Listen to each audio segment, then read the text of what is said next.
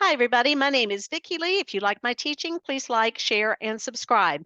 We are talking about the death of relationships, the destruction of relationships, and this thing called fear. And we have said that in life, there's two emotions. It's either love-based or it's fear-based. And we go to the Bible, we go to 1 John 4:19. It says there is no fear in love, but perfect love casts out fear because fear involves punishment. And the one who fears is not perfected in love. We love because he first loved us. Jesus loved us enough to come to this earth, enough to fulfill the law, to go to the cross and pay the price for all of this junk that we see acted out. Or maybe we are acting out. And so we have been going through a list of 13 things, and we are now on number 9, and it's called keeping secrets. Oh, keeping secrets. I have a real interest in law enforcement, in detectives, in cases, and I will sit and watch actual murder mysteries. I don't mean movies, I mean actual involvement of people who were murdered and how they solved the cases. I like that sort of thing because it makes sense. And then you see where it goes to the justice system and what happens. And sometimes it takes years. But what usually happens, what is involved in all of this, is somebody has a secret. If you've murdered somebody and you are not telling that you didn't, you've got a major secret to keep. And sometimes there are people around the murderer who are staying silent as well, aren't they? And they're keeping secrets. Secrets are destructive. There are times where we know things and we should just keep our mouth shut. And there's a thing that I had on don't say it. But there are other things that are secrets and they are very, very destructive. Destructive. Why would we keep secrets? Why? That's fear based. Now, are there reasons, because there's layers to this, are there reasons why you're not telling? Are you involved with a person? Because, well, let's go down and see what we got.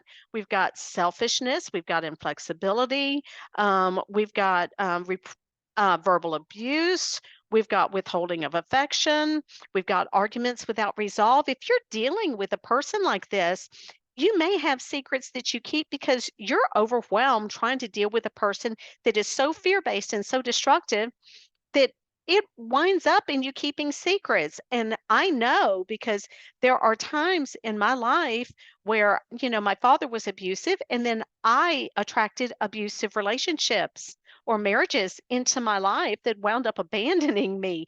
And so I understand how it is when you're dealing with someone that is so fear based and you wind up not telling everything because they can't handle even that you went to the store and said hello to Bobby Joe. They can't handle it. And sometimes it forces you into keeping secrets where there's nothing wrong, but you just do. So I'm on this end of it. But there are people who just keep secrets because it's just fear based. And maybe there's a feeling of superiority over the whole thing.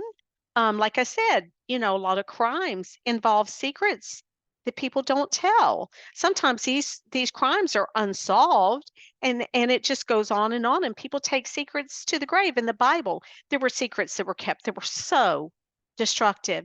You know what? Christ said, "It's for freedom that I have set you free." So when you believe on the Lord Jesus Christ, he sets you free from all of this. You're able to go into him and into his spirit and into his word, and you're able through his love to cast out those fears that spawn all of these destructive forces, and secrets can be a very destructive force. Believe on the Lord Jesus Christ and you shall be saved. We need help with this human crisis that we're in. Don't you think? This is the way out. This is the way, the truth, and the life is through Jesus Christ. Believe on the Lord Jesus Christ and you shall be saved, and get clear, get clean with your life. Or maybe you have someone around you that is keeping a secret and they need to clean it up. We just need to clean it up. I always said it's like a grocery aisle. You have a spillage on lane one, and you put cones around it, and everyone gets on their cell phone and calls their cousin or their aunt or whoever and says, we got a spillage, but no one ever cleans it up.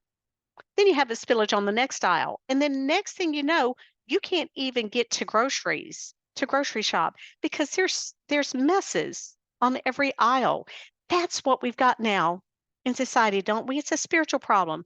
Messes on every aisle. And the news and the headlines reflect that.